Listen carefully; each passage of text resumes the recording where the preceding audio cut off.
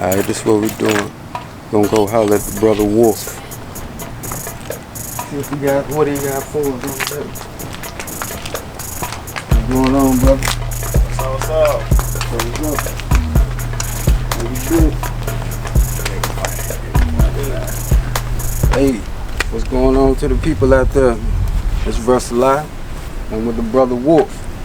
How you doing? How y'all doing? What's good out there? So, well, I just said your name, but you want to give yourself a better introduction? Oh yes. My name is Papa Wolf Olokun Fumiola, founder, architect of Delta Valley Trail Enterprise, born and raised Pensacola, Florida. All the time in the woods, but you know, reconnecting to that conscious self. You know what I'm saying? That's what's up, man. Hey, you can see, we here on the brother's land. Good vegetation behind us. He doing this garden thing. We don't know how green this thumb is, but we initiate. You know Yeah, we got some sugar cane growing right here. Right over there, we got a little peanut plant going for you. Got some sweet potatoes growing strong right now. They doing their thing. Got some beans and some collard greens behind her. But you know, we got a little bit of everything going on right now. Health is wealth. Health is wealth, baby. Health is wealth, man. And definitely, that's what time it is for all our people out there who living green, going green, who know, like, you at least want to have the process going. Have your process going, growing some kind of produce, some natural, some from the earth. Some step of trying to be self-sufficient. We don't have our own garden up, but it's on its way, bro. Yes. It's on its way. Much love to those who doing it already, man. Awesome. So we popped up on you. Yeah. Didn't know you had a garden. It's actually our first time here on the land. Nice place, you know what I mean? Nice day in Pensacola, Florida. You know we do pop-ups, right? We popped up on you. Yeah. So I'm gonna tell our story later on how I met the brother, you know what I mean? But so we hadn't had a lot of those discussions back and forth on the poetical tip or spoken word or even music for that matter.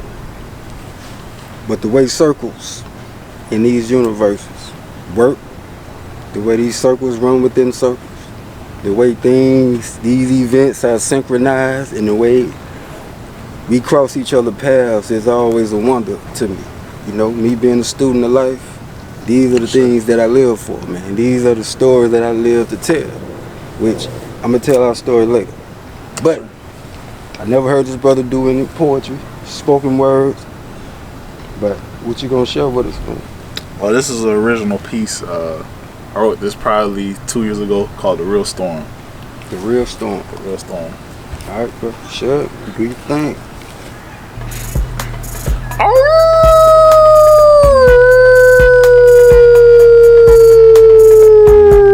Can you hear in the atmosphere? Oh yes, this is the sound of the moment. Deep inhale, long exhale. Hotep, Alafia, kings and queens, divine beings, holy dwellers of this place called Earth. My name is Papa Wolf. Thank y'all for checking in. And I got this wonderful piece for y'all. As the smoky figures view the stormy clouds drifting slowly on the coast of no return, they couldn't believe what was to come.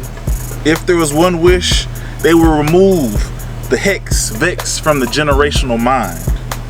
Indoctrination on point, they seen crosses that crossed out internal divinity, filling with white imagery.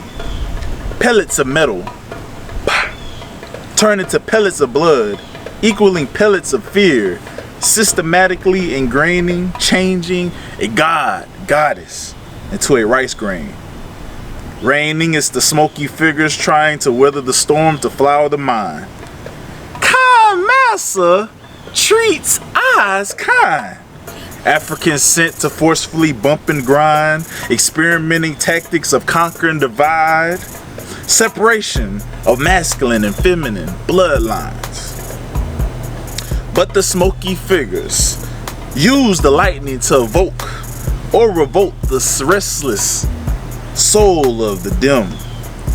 Mad interruptions and involuntary free labor, hands pricked, fingers snipped, babies limped, hushed lips, but humming of redemption songs. I got my 40 acres and a mule. Transition to glory to only be led into another hell. But the smoky figures still redirect stormy winds to cool the fire, but intensify the dim flame within. Skip forward to present day enslavement camps embedded in the memory banks of the miracles of the storm. More tactics than before to destroy and distort, not seeing the oppressor's game or the holographic image in the irrelevant eye. Until we break off the televised broadcast, religious contrast, foods that taste bad, and the occasional thought, being black in America isn't that bad. Then we'll never see the picture. I cry because my bloodline paved the way with the river of blood and tears, and now we're comfortable in this bed of opportunity and present fear. I spy and removed accepted psychological lies and was sent to die to resurrect the deaf, illiterate, and blind through the eternal eye. So are my hopes, queens and kings, divine beings, holy dwellers of this place called Mother Earth. Smoky figures project the thunder and say prepare for war. The ancestors have paved the way and endured the storm. I say get up and get to work, because the forecast predicts for some more. Thank you. Thank you, brother. Thank you. Hey, appreciate that. Appreciate that. Now, if you don't mind, what was your inspiration behind the piece? I'll give my later analysis on it and I break it down or whatever to see what I get from it. But I want to know from the author, like what was your inspiration? Similar enough how we're in turmoil with the lives that have been lost, the lives that have been murdered. This year, it was probably back in 2017. We were embracing, you know, some of the reoccurring murders that taken place, and you know, I felt like it was a necessity to speak upon these matters and understanding our history, her story, and how our ancestors are forgotten about a lot of times. I wanted to bring back that ancestral energy, but also apply it to what was going on today. Trying to give a view of what happened psychologically in our experience here on this land, and try to give it the most imagery, but apply it to weather elements as well. Okay. On the day we met, which initially appeared like it was going to be like a 5-minute conversation in passing, but it ended up being like an hour and a half. We ended up discussing, talking, doing what we were supposed to do at that particular moment. Right. Building. And one of the things we spoke on, that you spoke on, at our conversation, you made me aware that you were into the mental health field, in a sense. So you want to share with us what it is exactly that you do in relation to that? So yes, what I was saying at the beginning, I'm the architect of Delta Violet Trail Enterprise, and that is reliving and relieving from generational, systematic, and present-day trauma, and that's using holistic techniques to return to our authentic selves. Back in 2017, I was taking a course at UWF called Understand the African American Experience. Now, going in, I thought it was just the African American course, but it was a psychology class. And so that broadened my horizons just on the impact of our treatment, or our enforcement treatment, or our mental, how we were attacked on our mental plane. and how that plays out in the present day. And so I understood that there was a lot of our behaviors, a lot of our habits, they're all tied into our ancestral bloodline, and that's psychology pretty much. Right. And so at that point, because of all the things that we have learned, forcefully learned, there was a lot of stuff that we needed to unlearn as well. And so with that in mind, we normally portray some of the more aggressive behaviors, but it's all due to our treatment here in this nation. So I understood there was a lot of healing that needed to take place with ours. Okay, cool. Well, that same discussion, the conversation that we was having, it ended up being an interesting conversation because, you know, he let me in and that he worked along them lines. You know what I'm saying? That was part of his life's work and what he's doing. And I was like, cool, because around that same time, we was meeting different people who are somewhat centered around that same things, where it's like a big, if this is my personal oracle, it's something they keep telling me, hey, a lot of dealing with mental health, stability, psychology, like it's all around, you know what I mean? It needs addressing, you know what I mean? And I've been coming in with different people whose life's work is built upon doing that work. So he and I had a discussion, and the day we was talking, and we was talking about this, and we was talking about the Willie Lynch letters, and the effects of the Willie Lynch played out today, and how we see it today, and how we deal with each other on a daily basis. And y'all know some of the things, or maybe you don't know. You know, the young against the old, the East against the West, colorism, the colorism, caste system, the whole man, it goes on and on.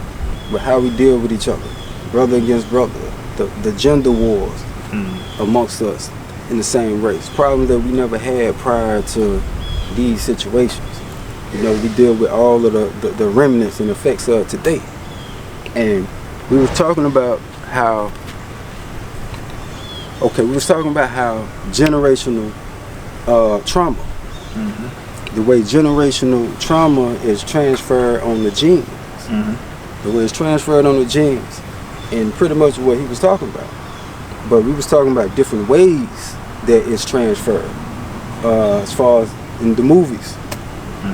And we got to know this is a systematic thing, so it's done not on purpose but intentionally. This is a part of the design or whatever to play these different movies, to play certain movies, to always give us some gangster movies, to always give us some slave movies, you know, to always give us some movies where we stereotypes are, right, all of your black stereotypes, you know what I'm saying? All of those movies, man.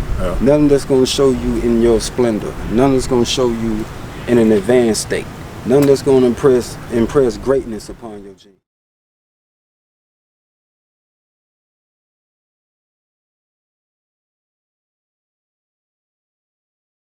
Impress greatness upon your genes. Right. So they do the exact opposite.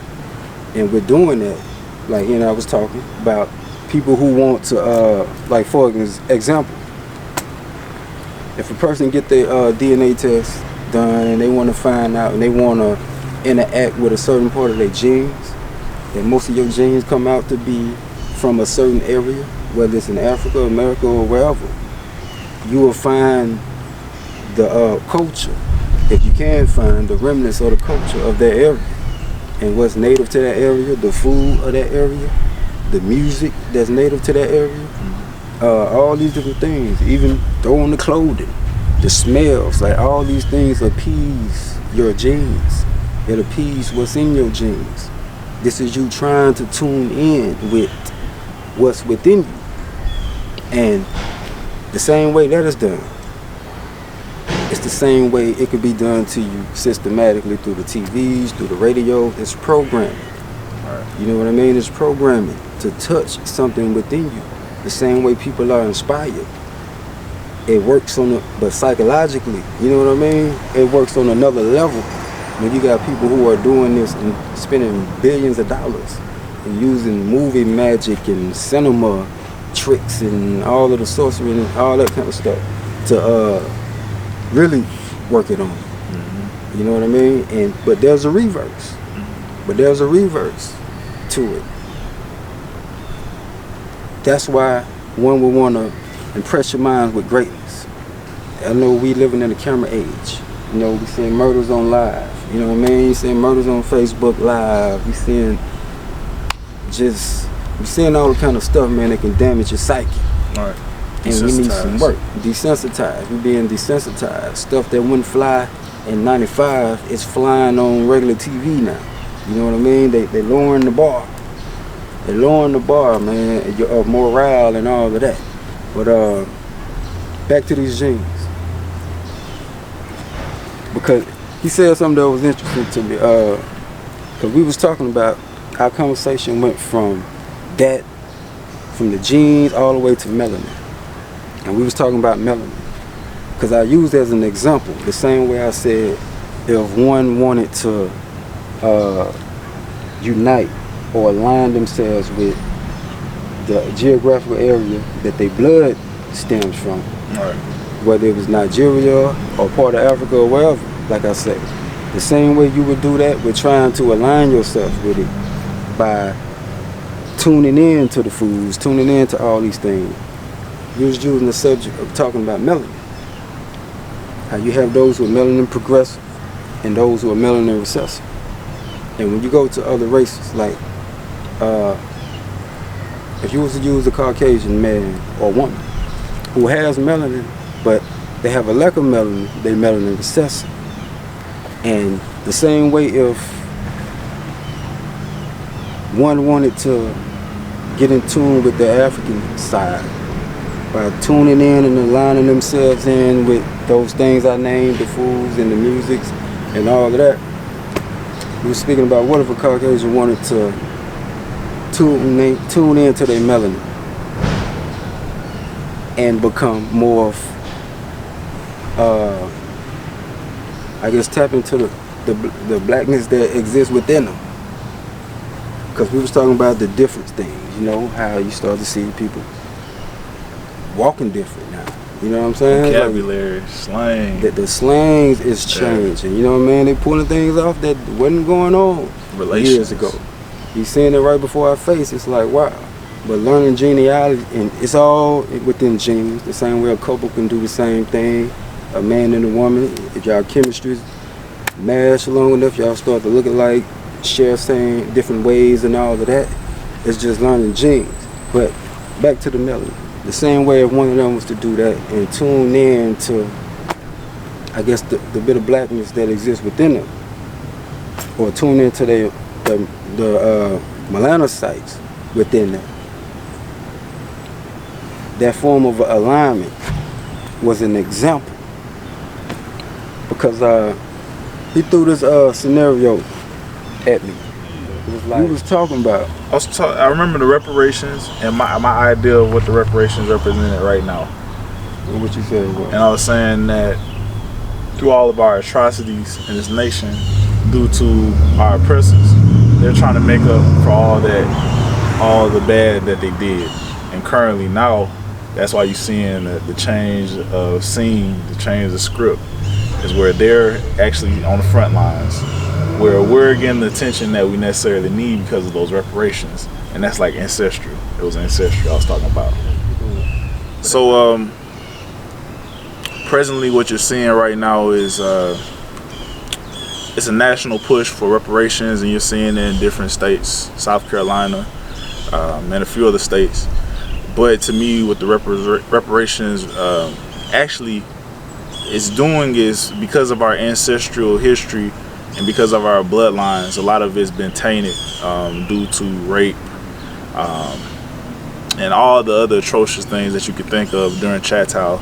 And so now those ancestral spirits, those family members that are part of our bloodline are trying to make their, pretty much get their forgiveness get their sovereignty, get their peace of mind, get their placement in the spiritual realm now, by acting in our favor for some of the things that we're seeing currently,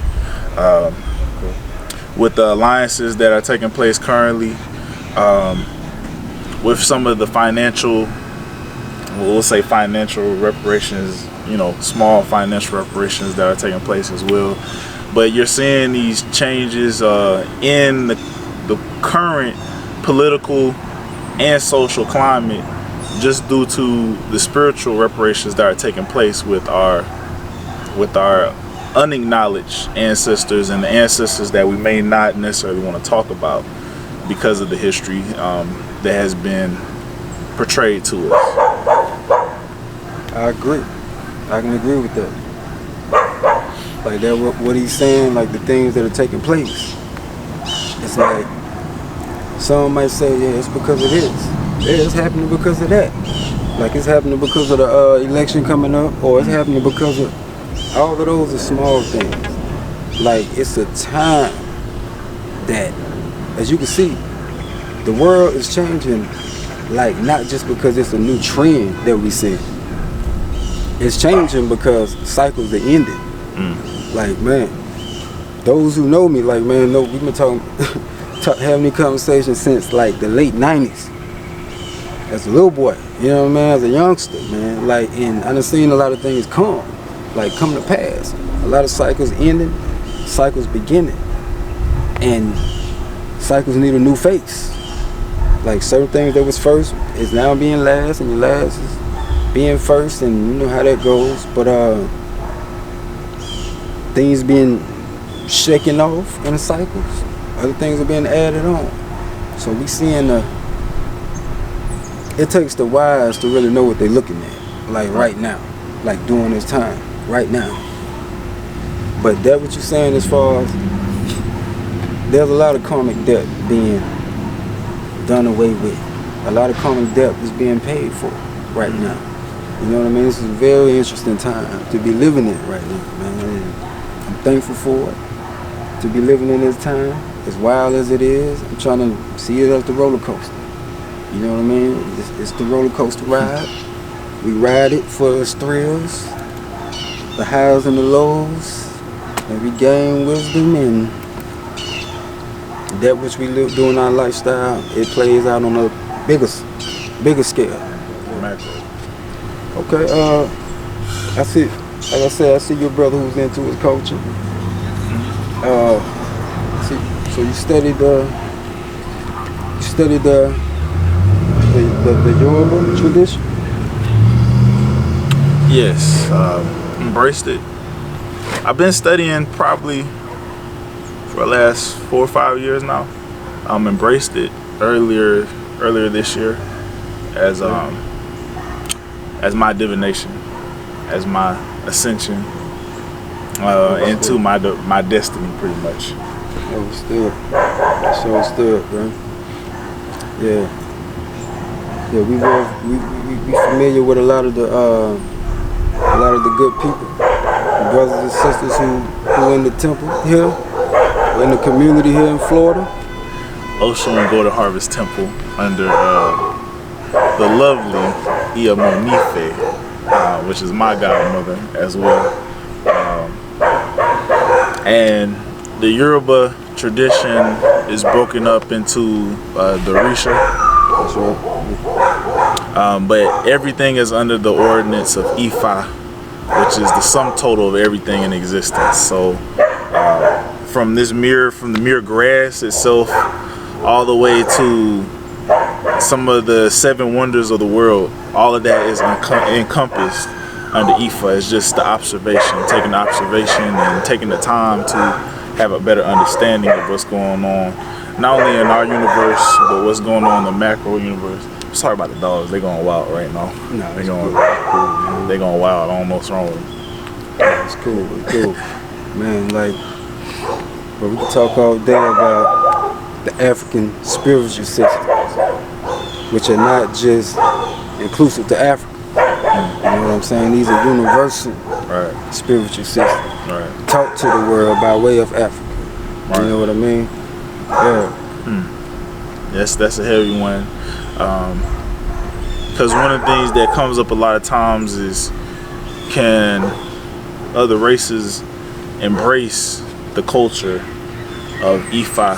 And because we are not in the spiritual realm, because we're on the physical plane of things, and because these are universal energies and forces that we're dealing with, it's past color. It's past color, it's past gender, it's past all those things. Because the level of understanding that takes place in divination is higher than what we can experience in this physical flesh. Right. So stepping outside of yourself, you know, spirit don't care about color. Spirit's here to do its job, to operate it and do its job. And through the hands of time, it may have worked in the favor of certain people, but because we're living in different times right now, this is universal law for things to happen a certain type of way. And it's sometimes a tough conversation to have, because, you know, in the ATRs, African traditional religions, you know, a lot of times we always talk about different races trying to come in, and each is his own type thing. But, you know, thinking outside of just ourselves and our physical experience, you got to understand that we're dealing with something way bigger than just mental plane or the physical plane itself. That's an important discussion right there. Along with that, because it got to be put in context, for one. Because there is a level, like I said, it's African spiritual traditions. I mean, like these African spiritual systems, as they were taught, but they're universal principles. Right. That are universal, but they were taught by way of African spiritual system. Right. Birthright. Right. So they'll talk about your original man. So it was like introduced to the world first, as you want to say it like that. But the principles are universal and they apply. But when it comes to that, like I say, it becomes a discussion about where other people get into certain traditions. Right. And it becomes a topic for the wise, because I know the wise would know that, like I said, the principles are universal, so they apply around the board. But just based on, y'all gotta understand, man, as a melanated brother, we come with baggage. You know what I'm saying? Like, we come with certain baggage, that the baggage don't have to be a burden, but your baggage comes with explanations, and people will have to understand that baggage. You know what I mean? And some of that baggage is just a little sidebar. What I mean by coming with baggage. Baggage is, hey, you're working on a job. I mean, no baggage. You're working on a job. I'm a melanated brother. Say like if your boss man so happen to be of another race or something, he might be a younger of another race, but way 2 times older than you. You might be like, hey boy, or the boy word may come out of something, or he might be country or something. It might be part of his lingo or something, and it might be understood to everybody. It's just how he talk. But that's exhibit A.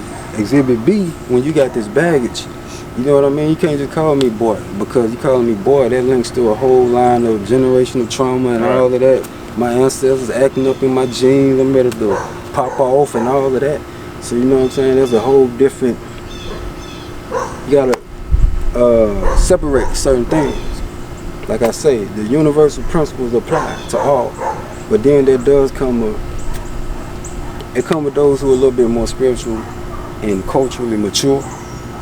Because once you're a little more spiritual and culturally mature, you done already been through just your straight mad phase. You know what I mean? Once you start getting truth, you go through you might be straight militant, like, man, fuck this, fuck that, or whatever, because you're going through your mad phase. The truth hurts. Right. Then it sets you free. So once you're more seasoned, spiritually mature, you've been a little more set free. So you're not harboring around the lower vibrations of just being angry and mad, where your vision is cloudy or whatever. You know what I mean? You can stick to the principles that are universal, but at the same time, you gotta have that. Like, you gotta have some kind of, I would never recommend a brother like, yeah, man, go love the world before you get some self-love. Right. Or your ass backwards. You're bound to be in the same situation. Because nobody else does that. You know what I mean? You can't come love the world if you don't love yourself yet. So you get your house in order, then we step out and love the world. And anybody who don't want you to do that, they want you to be handicapped. So, you know, that's just around the board rules. But universal principles apply. You know what I mean? They apply for everyone. And that's why it comes back to that understanding our mental health and alleviating from some of the current attitudes and behaviors that we currently hold, because all of us have been affected by our experience here on these soils and through the Ma'afa and in itself. So by finding that oneness, finding maybe the peace of mind, it is going to help you later on in your journey. But if those wounds are never healed, then it's just going to lead generationally to more hurt and pain later on, while we as individuals can all make the essential step to try to correct those things in our present life to alleviate a lot of pain for generations to come as well.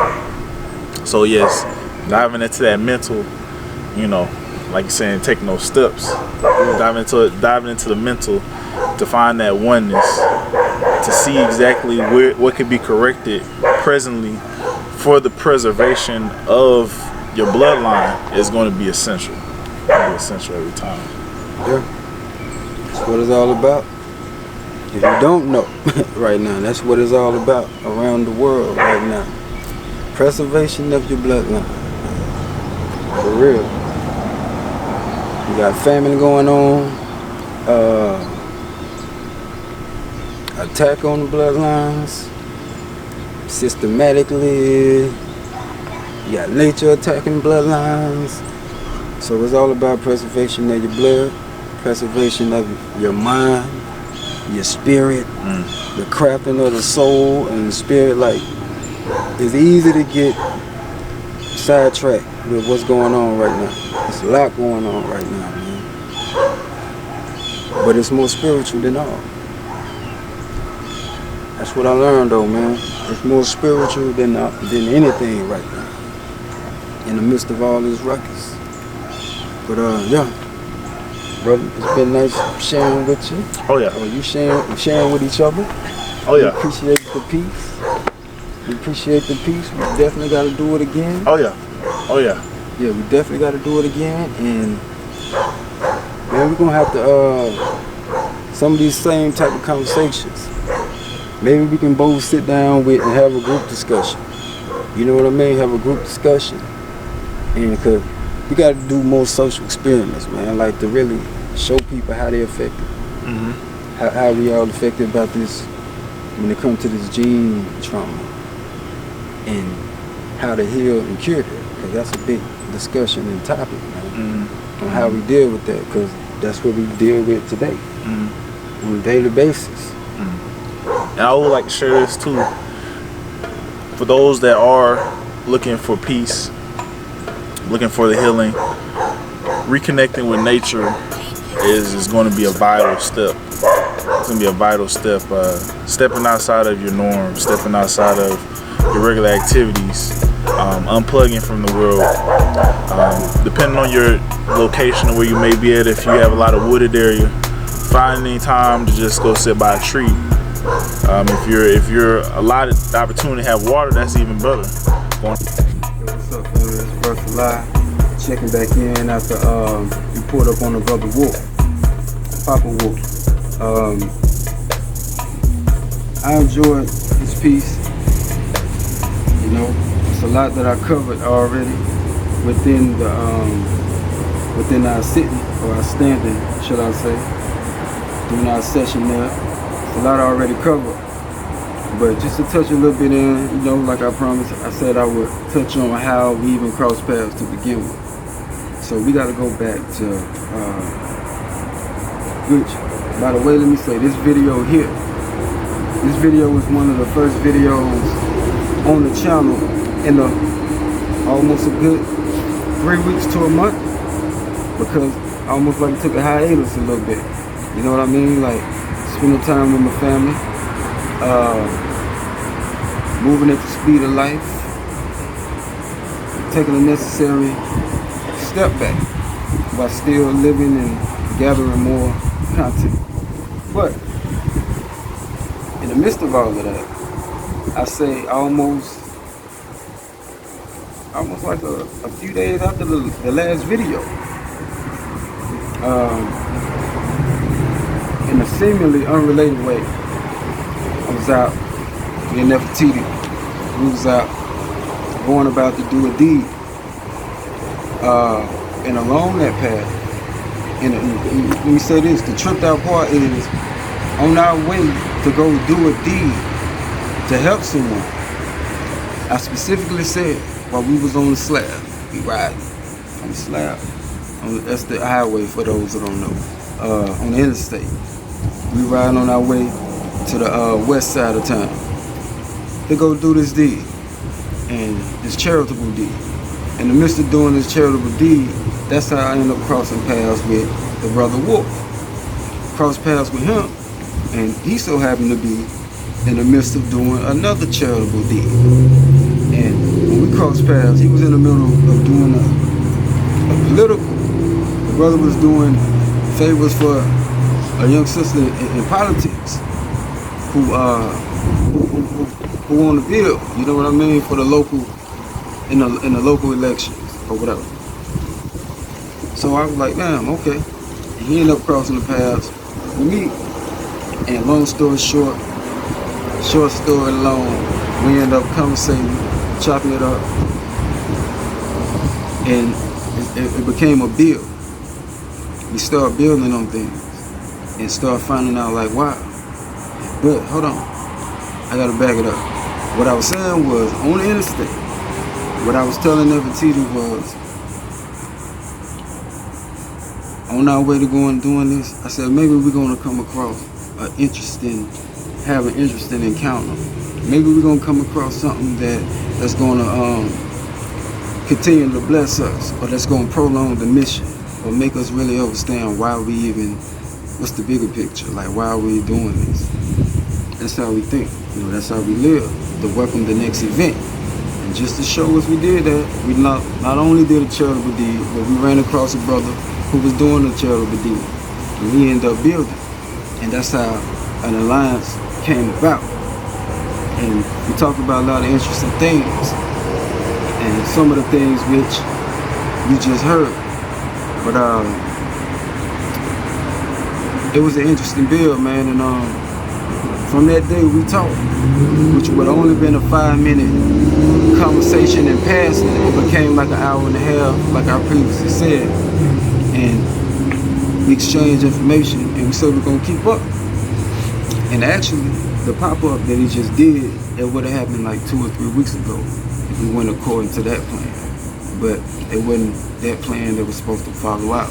It was another plan where, and I kid you not, like 2 days, if not a day or 2 days right after, like right before I was about to reach out to the brother, and like I intended on, we end up seeing them in the gathering, you know what I mean? In a whole nother gathering. We just show up on the spot, you know. Matter of fact, my sister Camilla was doing a gathering. We show up at the spot,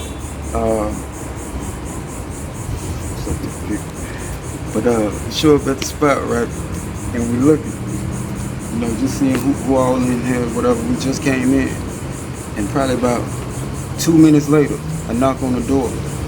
And I didn't want to be opening people's doors, but I opened the door because it was a party, or a gathering, I'll say. And who walked through the door? It's Wolf.